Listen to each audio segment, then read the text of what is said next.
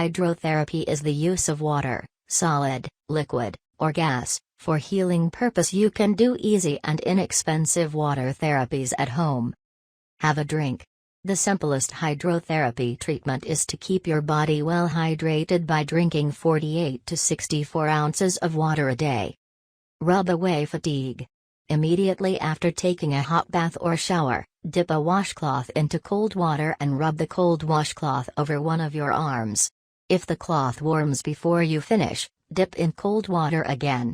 Dry the arm thoroughly and vigorously. Repeat the same procedure on your other arm, your legs and feet, and your chest, abdomen, and buttocks. Soak your feet. Hot and cold foot baths can help stimulate circulation in the feet and legs. Fill one basin with comfortably hot water and the other with cold water. Sit in a chair with the tubs side by side in front of you. Soak your feet in the hot water tub for 60 seconds and then plunge them into the cold water tub for 20 to 30 seconds. Repeat 3 to 4 times,